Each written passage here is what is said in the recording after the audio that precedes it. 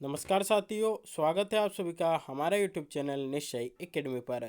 दोस्तों, आज के इस वीडियो में 4 अक्टूबर का जितना भी महत्वपूर्ण हमारा करंट अफेयर्स बन सकता है उसको यहाँ पर हम डिस्कस करने वाले हैं। परफेक्ट 10 नाम से जो हमने यहाँ पर करंट अफेयर्स की सीरीज स्टार्ट की है उसके अंतर्गत आपको डेली जो है डेली करंट अफेयर्स से जो आपके 10 क्वेश्चंस बनते हैं उनकी चर्चा यहाँ पर हम करने वाले हैं। तो वीडियो में आप लास्ट तक बने रहिएगा क्योंकि ये वीडियो आपके आने वाली सभी एग्जाम्स के लिए बहुत ज़्यादा महत्वपूर्ण होने वाला है। तो चलिए दोस्तों, शुरुआत करते हैं आज के इस वीडियो की। और सबसे पहले पहला क्वेश्चन हम यहाँ पर डिस्कस कर लेते हैं।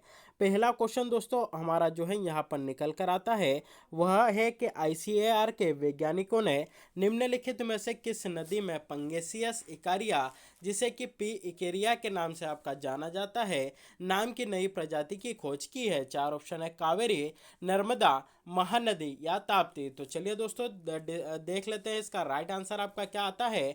तो ऑप्शन है कावेरी नदी आपका यहाँ पर राइट आंसर बनता है। तो आईसीआर के वैज्ञानिकों ने कावेरी नदी में पंगेसियस इकारिया यानी कि पी इकेरिया नाम की नई प्रजाति की खोज आपकी की है। इनसे जुड़ी कुछ महत्वपूर्ण चर्चा यहाँ पर हम कर लेते हैं। तो आईसीआर के वैज्ञानिकों ने मेट्टूर बांध के पास नर्मदा नदी में पंगेसियस इकारिया नाम की नई प्रजाति जो है उसकी खोज दोस्तों आपकी यहाँ पर की है। पंगेसियस इकारिया पंगेसियस जीनस से संबंधित है। पंगेसियस जीनस आमतौर पर गंगा के मैदानों में पाया जाता है। भारत के साथ साथ दक्षिण एशिया में पंगेसियस की केवल एक ही प्रजाति आपकी पाई जाती है। तो क्वेश्चन अपने आप में इंपॉर्टेंट बनता है, कहाँ पर नई प्रजाति की खोज की है। तो दोस्तों आपकी कावेरी नदी में जो है इनके द्वारा इस जनजाति की नई प्रजाति की खोज आपकी की गई है। चलिए अगला क्वेश्चन यहाँ पर हम देख लेते हैं कि प्रधानमंत्री नरेंद्र मोदी ने दुनिया के पहले सीएनजी टर्मिनल की आधारशिला आपकी कहाँ पर रखी। दोस्तों बहुत ही और very very very important question है दोस्तों, क्योंकि यह जो है आपका दुनिया का पहला सीएनजी टर्मिनल स्टेशन होगा। तो यह क्वेश्चन अपने आप में बहुत ज़्यादा इंपॉर्टेंट यहाँ पर बनता है। दोस्तों चार ऑप्शन है आपके सामने, कानपुर उत्तर प्रदेश, भावनगर गुजरात, ठाणे महाराष्ट्र या कोचीन केरल। तो दोस्तों राइट आंसर आपका यहाँ पर बनता है ऑप्शन बी, भावनगर गुजरात में प्रधानमंत्री नरेंद्र मोदी ने दुनिया के पहले सीएनजी टर्मिनल की आधारशिला आपकी रखी है। बहुत ही इंपॉर्टेंट क्वेश्चन आपका है, इसको जो है आप नोट करके रखिएगा और इसको याद करके अगर आप रख सकते हैं तो यह बहुत ज़्यादा आपके लिए महत्वपूर्ण होगा। तो चलिए इससे जुड़ी जानकारी देख लेते हैं। तो प्रधानमंत्री नरेंद्र मोदी ने गुजरात के भावनगर में दुनिया के पहले सीएनजी टर्मिनल की आधारशिला रखी है। परियोजना के लिए विचार जनवरी 2019 वाइब्रेंट गुजरात शिखर सम्मेलन के दौरान प्रस्तावित किया गया था। सीएनजी टर्मिनल के विकास के लिए पद्मनाभ मफतलाल ग्रुप और बोस्कालिस ने गुजरात मेरीटाइम बोर्ड के साथ एक समझौता ज्ञापन पर हस्ताक्षर आपके किए हैं। तो हमें क्या याद रखना है कि जो दुनिया का पहला सीएनजी टर्मिनल है कहाँ बनेगा, गुजरात में। गुजरात में कहाँ पर, तो भावनगर में। आधारशिला किसने रखी है, तो नरेंद्र मोदी जी के द्वारा इसकी आधारशिला रखी गई है। अगला क्वेश्चन है दोस्तों यहाँ पर हम डिस्कस करते हैं। हमारा थर्ड नंबर का क्वेश्चन है कि निम्नलिखित में से किसने ATP 250 Tel Aviv Watergen Open tennis में पुरुष युगल का खिताब जीता है। चार ऑप्शन है, सेंटियागो गोजालेस और एंड्रेस मेल्टोनी, रोहन बोपन्ना और मेटवे मिडेलकोप, रोहन बोपन्ना और रामकुमार रामथन या रामकुमार रामथन और एड्रेस मोल्टेनी। तो दोस्तों राइट आंसर आपका यहाँ पर जो है निकल कर आता है वह आता है ऑप्शन बी, रोहन बोपन्ना और मेटवे मिडेलकोप के द्वारा जो है ATP 250 Tel Aviv Watergen Open tennis पुरुष युगल का खिताब जो है इन दोनों के द्वारा आपका किया जो है जीता गया है। दोस्तों इसलिए यह जो है आपके इंपॉर्टेंट बन जाती है, यह जो ओपन है इसलिए इंपॉर्टेंट बन जाता है क्योंकि इसका पुरुष युगल का खिताब जीता है और उसमें एक हमारे भारतीय भी शामिल है जिनका नाम है आपका रोहन बोपन्ना। इसलिए यह क्वेश्चन हमारे लिए यहाँ पर इंपॉर्टेंट बन जाता है। इससे जुड़ी कुछ महत्वपूर्ण जानकारी पर हम यहाँ पर चर्चा कर लेते हैं। तो रोहन बोपन्ना और मेदवे मिडलकुप ने ATP 250 Tel Aviv Watergen Open tennis में पुरुष युगल का खिताब जीता है। भारत के रोहन बोपन्ना और उनके डच जोड़ीदार मेदे मिडेलकोप ने फाइनल में मैक्सिकन अर्जेंटीना जोड़ी सेंटियागो गोजालेस और एंड्रेस मोल्टिने पर जीत हासिल की है और यह बोपन्ना का सीजन का तीसरा और कुल मिलाकर 22वां एटीपी खिताब है। तो यह अपने आप में यहाँ पर इंपॉर्टेंट बन जाता है। दोस्तों एक और क्वेश्चन यहाँ पर कई बार एग्जाम में देखने को मिलता है जैसे उनके साथीदार थे, क्योंकि पुरुष युगल आपका यहाँ पर हुआ है। युगल का मतलब यानी कि दो लोग मिलकर आपके यहाँ पर खेलते हैं, तो उनके साथ मेदवे मिडलकोप भी थे। तो अगर कई बार एग्जाम में पूछ लिया जाता है कि किस देश से ये आपके बिलोंग करते हैं, तो डच यानी कि डचेस जो है ये आपके यहाँ पर थे, तो यह अपने आप में और ज़्यादा इंपॉर्टेंट बन जाता है। चलिए दोस्तों, अगला क्वेश्चन जो कि हमारा 4th नंबर का है, डिस्कस कर लेते हैं कि अदानी ग्रीन ने दुनिया के सबसे बड़े पवन सौर संयंत्र को चालू किया है, इसकी क्षमता कितनी है? चार ऑप्शन है, 700 मेगावाट, 800 मेगावाट, या फिर 900 मेगावाट, या फिर 600 मेगावाट। तो दोस्तों राइट आंसर आपका यहाँ पर बनता है option C, 600 megawatt. Adani Green ने दुनिया के सबसे बड़े पवन सौर संयंत्र को चालू किया है और इसकी ऊर्जा कितनी है? तो 600 मेगावाट है। इससे जुड़ी जानकारी देख लेते हैं। तो अडानी ग्रीन यानी कि जो अडानी ग्रुप है उसके द्वारा ग्रीन यानी कि जो आपकी यहाँ पर ऊर्जा होती है, ग्रीन एनर्जी होती है, उसके लिए अडानी ग्रीन आपका कार्य करता है। तो अडानी ग्रीन ने 600 मेगावाट की क्षमता के साथ दुनिया का सबसे बड़ा पवन सौर संयंत्र चालू किया है। हाइब्रिड संयंत्र में 600 मेगावाट का सौर और 150 मेगावाट का पवन संयंत्र आपका शामिल है। यह hybrid power plant transmission network के इष्टतम उपयोग में आपका मदद करेगा। तो अडानी ग्रुप ने कितना आपका स्टार्ट किया है? 600 मेगावाट।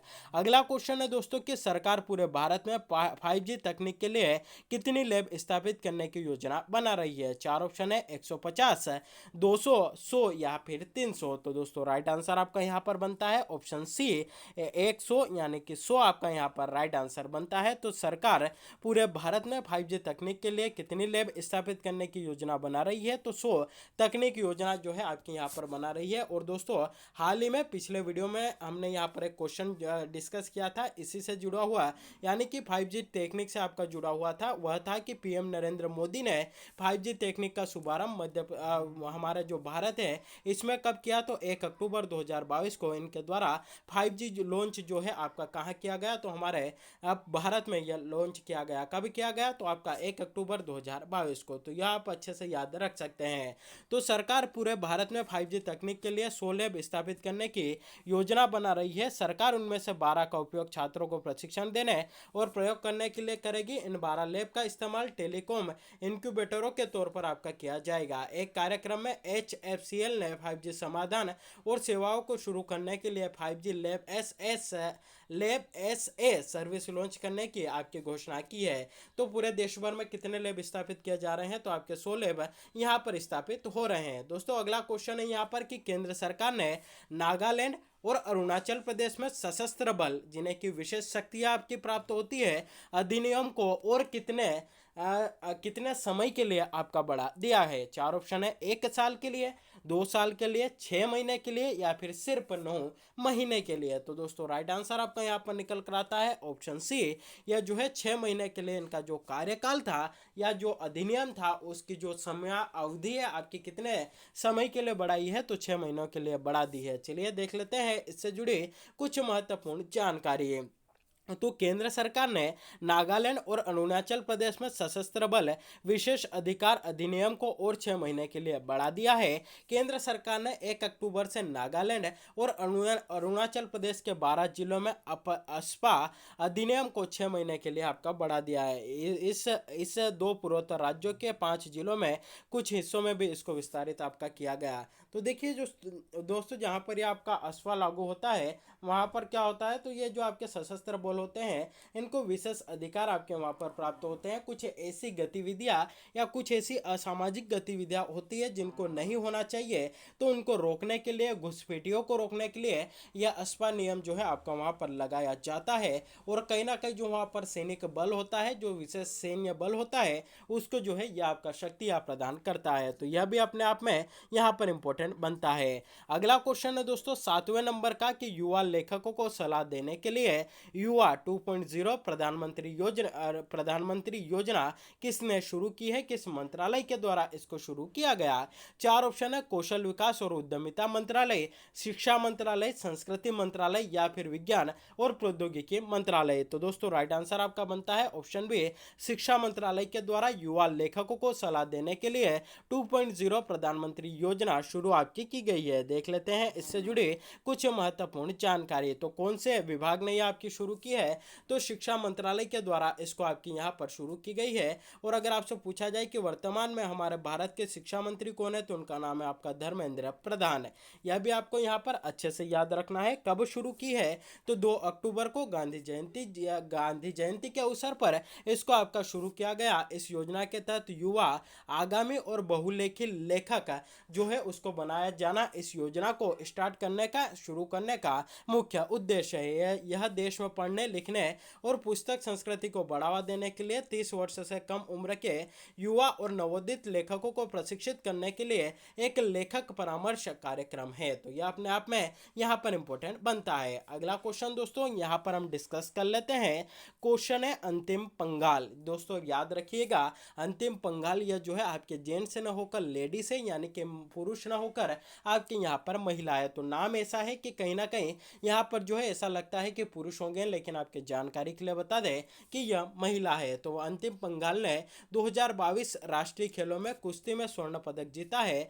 उन्होंने महिलाओं की कितने किलोग्राम की श्रेणी में स्वर्ण पदक जीता है। स्वर्ण पदक जीता है किस खेल में जीता है, कुश्ती में जीता है, कहाँ जीता है, राष्ट्रमंडल खेलों में जीता है, राष्ट्रीय खेलों में जीता है। राष्ट्रीय खेल कहाँ आयोजित हो रहे हैं, गुजरात में आयोजित हो रहे हैं। कौन से नंबर के हो रहे हैं, 36वें नंबर पर हो रहे हैं। तो कितने वर्ग किलोग्राम में इन्होंने यह पदक जीता है यह हमें यहाँ पर बताना है। तो दोस्तों राइट आंसर आपका बनता है इन्होंने 53 किलोग्राम वर्ग में यह जो है स्वर्ण पदक जीता है। एक बार और रिपीट कर देते हैं, अंतिम पंगाल जिन्होंने 2022 राष्ट्रीय खेलों में कुश्ती में इन्होंने स्वर्ण पदक जीता है। कितने वर्ग में तो 53 किलोग्राम वर्ग में इन्होंने स्वर्ण पदक जीता है। यह आपके राष्ट्रीय खेल कहाँ आयोजित हो रहे हैं, गुजरात में आयोजित हो रहे हैं। गुजरात के 6 शहरों में इसका आयोजन आपका किया जा रहा है। तो यह आपके लिए यहाँ पर इंपॉर्टेंट बन जाता है। साथ ही देखिए इनसे जुड़ी कुछ महत्वपूर्ण जानकारी देख लेते हैं। तो अगस्त में हरियाणा के अंतिम पंगाल मध्य प्रदेश की प्रियांशी प्रजापत को हराकर अंडर 20 महिला कुश्ती चैंपियनशिप जीतने वाली पहली भारतीय भी जो है आपके यहाँ पर बनी थी। तो यह भी हमारे लिए यहाँ पर इंपॉर्टेंट बन जाता है। अगला क्वेश्चन है दोस्तों कि चुनाव आयोग ने ऑल इंडिया रेडियो पर 1 वर्षीय मतदाता जागरूकता कार्यक्रम लॉन्च किया है। तो उस मतदाता जागरूकता कार्यक्रम का नाम क्या है। 4 ऑप्शन है, मताधिकार जंक्शन, मत दो जंक्शन, मतदाता जंक्शन या मत कर्तव्य। तो दोस्तों राइट आंसर आपका यहाँ पर बनता है, आंसर निकल कर आता है ऑप्शन सी, मतदाता जंक्शन के नाम से इसको आपका जाना जाएगा। किसने लॉन्च किया है तो भारत का जो चुनाव आयोग है उसके द्वारा ऑल इंडिया रेडियो पर 1 वर्षीय मतदाता जागरूकता कार्यक्रम आपका जो है यहाँ पर लॉन्च किया गया है। इसका उद्देश्य आपका क्या होगा तो इसका उद्देश्य लोगों को अपने वोट के प्रति अपने मताधिकार के प्रति जागरूक करना, इसको लॉन्च करने का प्रमुख उद्देश्य है। कब शुरू किया तो 3 अक्टूबर को। नाम क्या है, मतदाता जंक्शन। यह अपने आप में यहाँ पर इंपॉर्टेंट बनता है। अगर आपसे पूछा जाए कि भारत के वर्तमान में मुख्य चुनाव आयुक्त कौन है तो उनका नाम है आपका राजीव कुमार। और अगर आपसे पूछा जाए कि भारत में मतदाता दिवस कब मनाया जाता है तो दोस्तों यह आपका 25 जनवरी को प्रतिवर्ष मनाया जाता है। तो यह भी आप यहाँ पर अच्छे से याद रख सकते हैं। आज के इस करंट अफेयर्स के सेशन का लास्ट क्वेश्चन है, लेकिन उतना ही इंपॉर्टेंट क्वेश्चन है। क्वेश्चन है कि भारत ने इंडोनेशिया में G20 शेरपा बैठक के किस संस्करण में भाग लिया है। तो दोस्तों सबसे पहले तो यहाँ पर आपका क्वेश्चन बनेगा कि G20 शेरपा बैठक कहाँ पर आयोजित हुई, इंडोनेशिया में आयोजित हुई। कौन सा संस्करण था यह आपका, तो 4 ऑप्शन है, पहला, दूसरा, तीसरा या चौथा। तो राइट आंसर दोस्तों आपका यहाँ पर बनता है यह जो है आपका तीसरा संस्करण था। इससे जुड़ी कुछ महत्वपूर्ण जानकारी यहाँ पर हम देख लेते हैं। तो भारत ने इंडोनेशिया में G20 शेरपा की तीसरी बैठक में भाग लिया। भारत के लिए G20 शेरपा अमिताभ कांत ने तीसरी G20 शेरपा बैठक में एक आधिकारिक प्रतिनिधि मंडल का नेतृत्व किया है। बैठक 26 से 29 सितंबर तक इंडोनेशिया